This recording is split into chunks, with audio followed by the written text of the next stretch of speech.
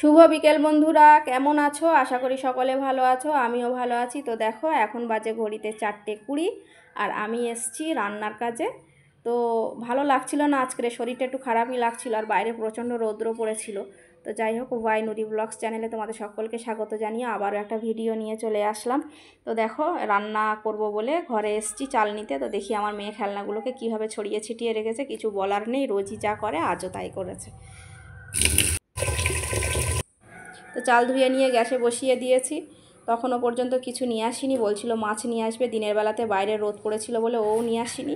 তো বললো আজকের ভাতে 2টো আলু দাও, আমি একটু আলু মাখা খাবো, ওই জন্য 2টো আলু দিয়ে দিলাম। আর আমি আগে ফলগুলোকে কেটে নিচ্ছি, কারণ এখন হাত খালি আছে, যেহেতু রান্নার কিছু নিয়ে আসি। আগে এই কাজগুলোই গুছিয়ে রেখে দিই, পরে আবার দেরি হয়ে গেলে তো তখন এগুলো আবার সময়ের ব্যাপার, দেরি হয়ে যাবে। আর এই যে দেখো আমার হাতের মেহেন্দি কালকে মেয়েকে পরিয়েছি, হাতের আঙুলটা একটু লাল মতন হয়ে গেছে, সেটা একটু দেখালাম। তো এখানে সবজি কাটতে কাটতে ভাত হয়ে গেছে। আর মাছ আনেনি বলে আমি আবার এখানে তোমার ওই পেঁয়াজিগুলোকে বলি ভেজে নিই। কালকেরে তো ভেজেছিলাম, পুরো পুড়ে গেছিলো, খেতে পারিনি, ওই জন্য আজকে একটু বলি সময় থাকতে দিনে দিনে একটু হালকা হালকা করে ভেজে নেব। তো পেঁয়াজি ভাজতে ভাজতে এখানে মাছ নিয়ে চলে এসছে। তো মাছগুলো ছাদ থেকে ঘষে ধুয়ে নিয়ে এসে পরিষ্কার করে নিয়েছি। আর এখানে তখনও পেঁয়াজি ভাজা প্রায় শেষের দিকে হয়ে গেছে। আর মাছগুলোকে নুন হলুদ মাখিয়ে নিয়েছি। এই যে কড়াই বসিয়ে দিয়েছি তেল গরম করতে মাছ ভাজার জন্য।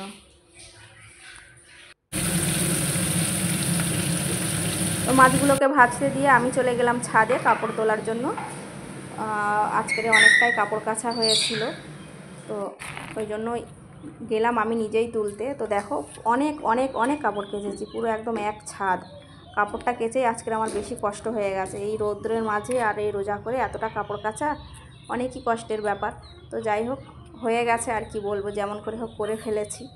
তো তারপর ছাদ থেকে এসে আমি আসরের নামাজ পড়ে নিয়ে রান্নার কাছে আসলাম। দেখলাম এদিকে ভাতটাকে হয়ে গেছে, আর এই যে মাছ ঝোল এখানে কমপ্লিট হয়ে গেছে। আজকে বেশি কিছু রাঁধিনি, ভালোও লাগছিল না, একটু শরীরটা অনেক দুর্বলই লাগছিল, প্রচণ্ড বাইরে রোদ পড়েছিল, তো ওই জন্য আর কি। তো তারপরে এই গ্যাসের কাজটা একটু মুছে পরিষ্কার করে নিলাম, যেহেতু মাছ টাছ ভাজা হয়েছে। তো আর ওই যে আমার মেয়ে সব তরমুজের রস ফেলে সব ভর্তি করে দিয়েছিল, ওগুলো না অনেক মানে পিঁপড়ে আসবে, ওই জন্য ভালো করে একটু মুছে দিলাম। দিয়ে এই যে বলি একটু হাতে সময় আছে যেকালে, তাহলে পাখিটাকে তুলে ঘরের ভিতরে দেবো। তো ওদেরকে একটা পলিথিন জড়ি বিছিয়ে দিই, কারণ ও পটি করে, তো ওই জন্য। আর বাইরের দিকটা তখন একটু জ্বালাই ছিল। তো দেখো এই যে পাখিদের জায়গা করে দিয়ে ওদেরকে বলি সময় যেখানে আছে তাহলে কাজগুলোকে গুছিয়ে নিই। তো ওদেরকে তুলে দিলাম ঘরে দিয়ে, তারপর ওদেরকে উঠিয়ে দিয়ে আমি বাইরে ব্যালকনিতে যে গাছগুলো ছিল ওদেরকেও 2 দিন পানি দেওয়া হয়নি। তো বললাম যেকালে বাকি আছে সময় একটু, তো বসে থেকে কী করবো, ওদেরকেও একটু পানি দিয়ে দিই, না তো রাতের বেলার মনে থাকে না।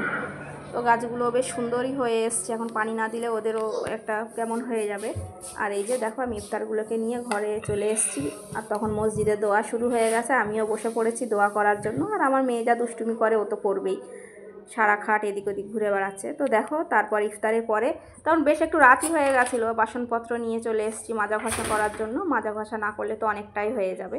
তো এই যে মাজা ঘষা করে গুছিয়ে রেখে দিয়েছি, এবার মেয়েকে রাতের ভাত খাওয়ানোর জন্য ওর ভাত নিয়ে নিয়েছে, আর ওকে একটু অল্প করে মাছ দিয়েছি।